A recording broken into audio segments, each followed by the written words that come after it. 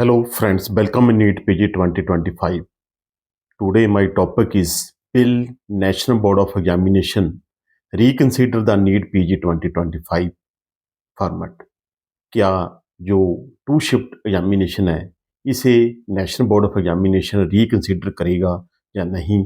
What are the concerns regarding to shift system? जी क्या ये हम वन बाय वन डिस्कस करेंगे। What are the controversies and concerns? क्या है जो नीट पीजी जो 2025 टू शिफ्ट एग्जामिनेशन है इसके बारे में सबसे पहले हम डिस्कस करेंगे। कंट्रोवर्सीज एंड कंसर्न्स क्या है? Paper difficulty variation.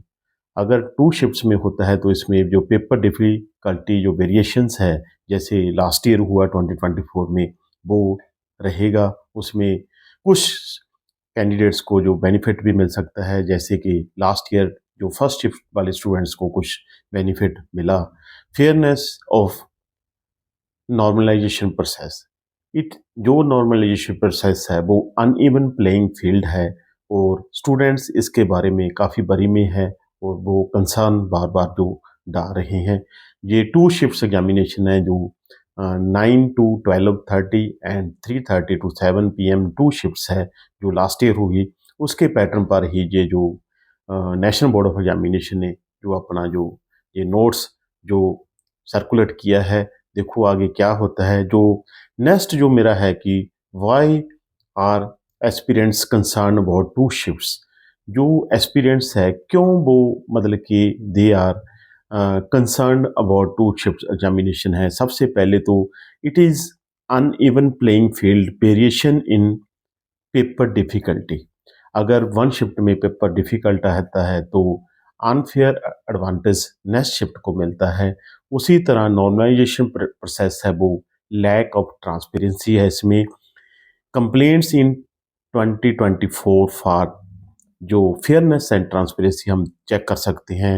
It introduce inconsistency and biases. जो इसमें जो रैंकिंग सिस्टम है वो फेयर नहीं होता, ये स्टूडेंट्स का जो मानना है। Medical associations push for a single shift examination, जैसे आईएमए है, फेमा है, यूनाइटेड डॉक्टर्स फ्रंट है, ये सभी जो फ्रंट्स है जो एसोसिएशंस है इन्हें भी पुश जो ये मेन इनका जो मेन आइडिया है कि ये सिंगल शिफ्ट जो एग्जामिनेशन है वो होना चाहिए। जो what are the benefits of single shift examination? अगर वन शिफ्ट होता है जैसे कि 2023 या 2023 से पहले वन शिफ्ट एग्जामिनेशन होता था, उसमें क्या बेनिफिट्स हैं? यूनिफॉर्म डिफिकल्टी लेवल होता है, eliminate the chances of unfair advantage. उसमें अनफेयर कोई एडवांटेज का जो भी एलिमिनेशन हो जाता है। ट्रांसपेरेंट रैंकिंग सिस्टम होता है, नो नॉर्मलाइजेशन एंड जो greater transparency in ranking system में काफ़ी ज़्यादा अच्छी जो ट्रांसपेरेंसी मिलती है स्टूडेंट्स को। रिड्यूस स्ट्रेस एंड एंग्जाइटी, जैसे कि स्टूडेंट्स वरी कर रहे हैं कि हमारा पेपर डिफ़िकल्ट ना आ जाए, इसके बारे में वे जो रिड्यूस स्ट्रेस एंड एंग्जाइटी के बारे में हम तीन जो कहेंगे कि uniform difficulty level, transparent ranking system, reduce stress.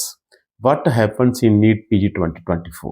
अगर हम रिकॉल करेंगे 2024 में क्या हुआ, कैसे जो फर्स्ट शिफ्ट वाले स्टूडेंट्स हैं उन्हें स्लाइटली जो बेनिफिट मिला, ऐसा बहुत स्टूडेंट्स जो सेकंड शिफ्ट वाले स्टूडेंट्स हैं उनका कहना था, जिन्हें मार्क्स जो अपने जैसे जो कैलकुलेट किए उसके मुताबिक। द रोल ऑफ नॉर्मलाइजेशन जो नेशनल बोर्ड ऑफ एग्जामिनेशन का क्या है? नेशनल बोर्ड ऑफ एग्जामिनेशन कह रहा है कि it is a fair system जो widely accepted method use in exams worldwide. जो नेशनल बोर्ड ऑफ एग्जामिनेशन अभी भी यही कह रहा है कि ये जो सिस्टम है बिल्कुल फेयर है, ट्रांसपेरेंट है, जो वर्ल्ड वाइड जो वाइडली यूज़ किया जा रहा है in different exams. The way forward bill the two shift system continue.